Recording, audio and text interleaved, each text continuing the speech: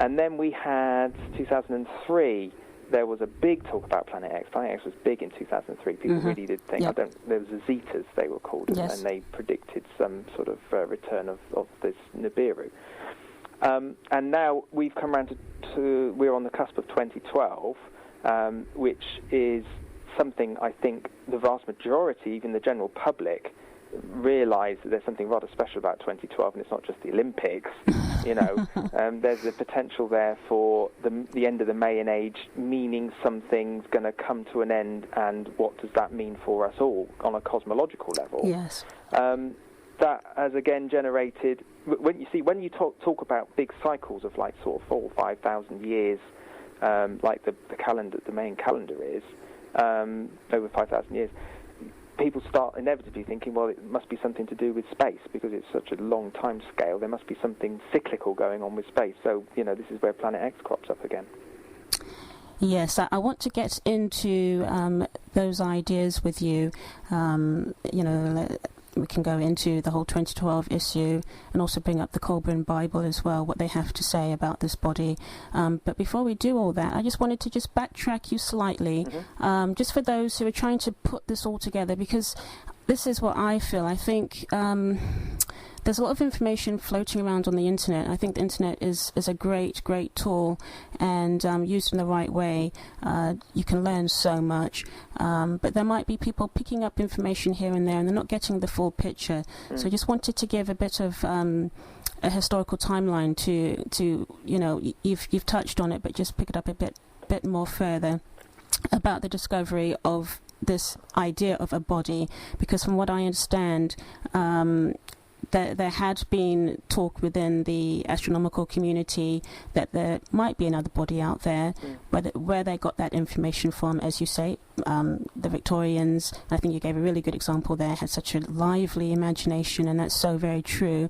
But as we know, a probe was sent up in 1983, and a probe was sent up because obviously they were picking up perturbations off of the planets, and that's basically, I think, a fancy word to say gravitational pull, and so they kind of assumed that there's something there.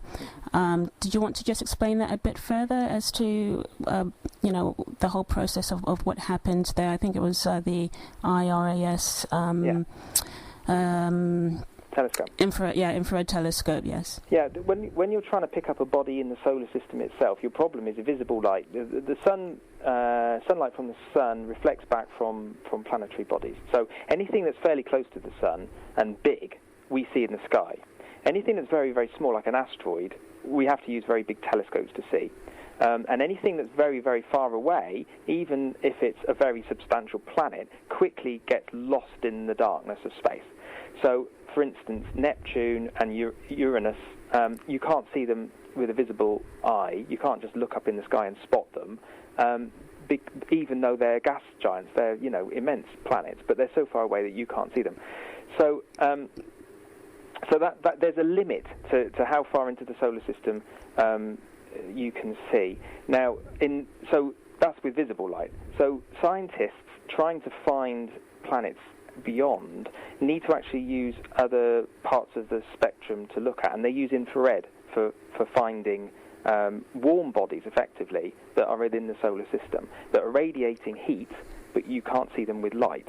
And this dark star, as I describe it, would be a sub-brown dwarf. It would be radiating heat to some degree, and therefore you should be able to spot it using an infrared telescope. Now the problem is you can't just set up an infrared telescope in your back garden and look up into space, because we're surrounded by heat. If we live in a temperate climate like we do in England, you can't use an infrared telescope. You have to freeze it. You have to have it cryogenically frozen. So you either take it to somewhere very, very cold, and NASA have currently got, I think, Sophia, which is a telescope backed up on a 747. They take up into the high stratosphere and cryogenically freeze this thing and use that. Or you put it into space, so it's very, very cold, obviously. And again, you still have to keep the damn thing cool. Or you take it to somewhere like Antarctica, or up in a mountain in Chile, somewhere really pretty chilly, and then, freeze this thing down, because you have to have the telescope itself very, very cold, and anything coming in at you through the atmosphere is going to be sort of messed about by all the atmospheric distortion of the heat in the atmosphere. So it's a big problem using these infrared telescopes. Now, IRAS was the NASA's first attempt at using an infrared telescope, and it was pretty crude. And you'll hear skeptics on the internet who'll say, oh yeah, well, IRAS didn't spot it, so therefore it's not there. But that's not really true. Firstly, it didn't do a very thorough job, and it was pretty crude. And secondly, it did actually come up with some anomalies. And the one you're describing in 1983 was an article that ended up in the Washington Times that was describing a Jupiter-sized body in the solar system that had been discovered by IRAS. And people got quite excited about this because it made the broadsheets. But as it turned out, NASA then sort of backtracked and said, well, no, actually... well, we didn't actually find it. No. And there were a couple of incidents like this, and one of the ones that I've described is another very similar thing, actually, that happened at exactly the same time, that was another... Jupiter-sized planet that they discovered in the solar system, which was not in Orion, which the Washington Post one was describing, but in the constellation of Sagittarius. And that's the one I think. About that one. Yeah, and that's the one I think is actually for real. I think that probably is Planet X. Right. And again, what happened was IRAS kind of ran out of funds, and it was being run jointly by the Americans in NASA, and they were also using teams from Britain and I think from the Netherlands.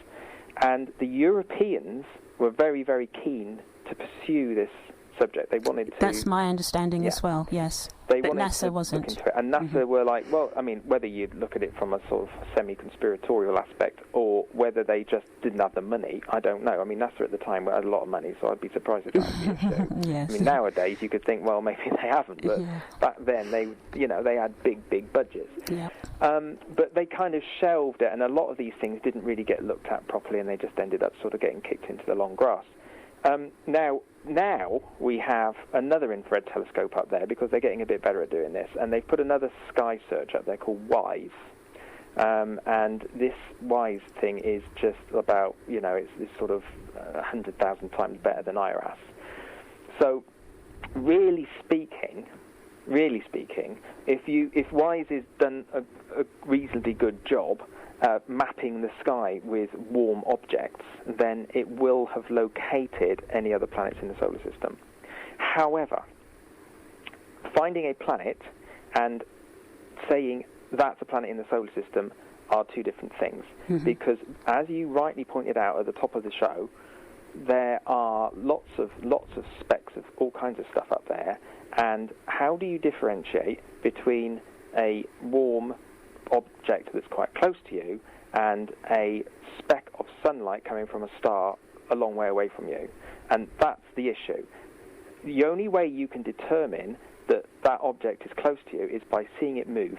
Yes. And that means that these infrared telescopes have to do kind of plates like they used to do, where they take a picture of one part of the sky and take a picture of the next other part of the sky, same part of the sky 6 months later, and then 6 months later, and then compare them and then spot the difference, like the old spot the difference puzzles.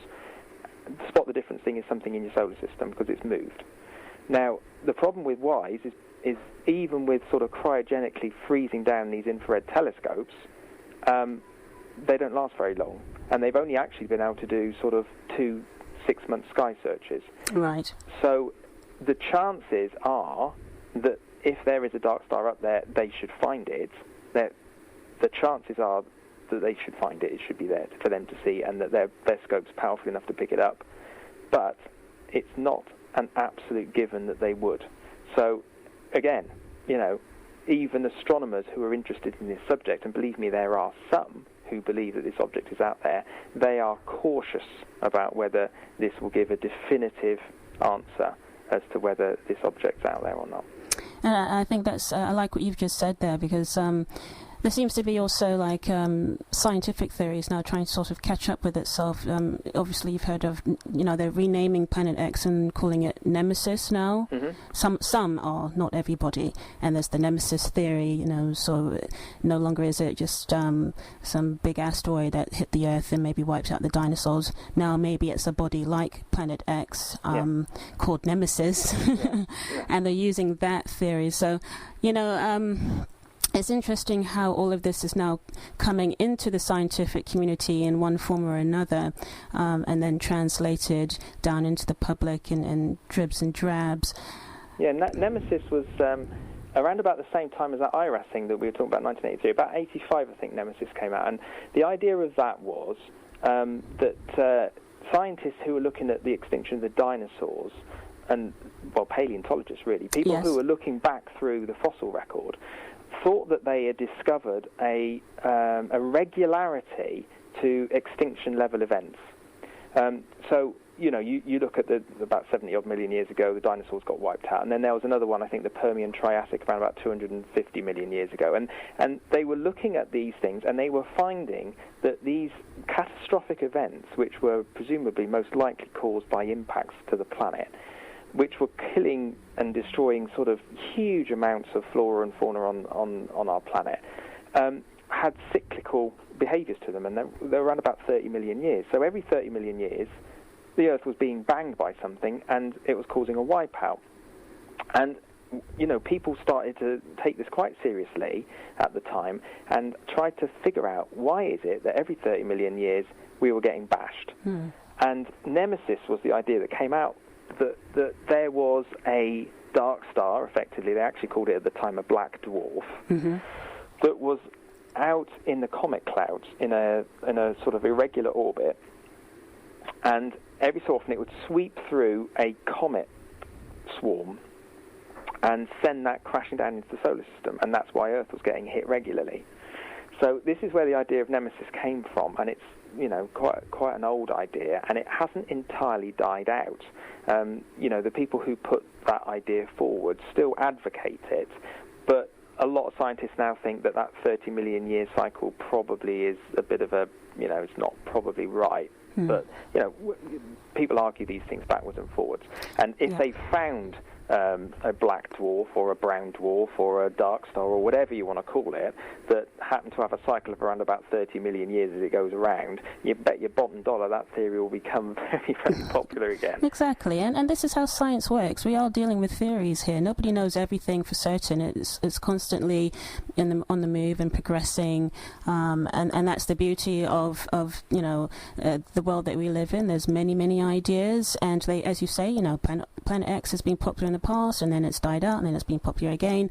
And we do go through cycles of understanding, trying to figure out what all of this is about. But we're going to take a quick break, Andy. Okay. So you can just take a quick rest, and we'll be back in a couple of minutes, and we're going to continue this conversation, and let's try to get into now where we are, with 2012. And I'm really interested to know your ideas and how you maybe feel about all of this, the information about 2012 and if Planet X will be seen, and where you stand with all of that. So we're going to take a break, and we'll be back shortly.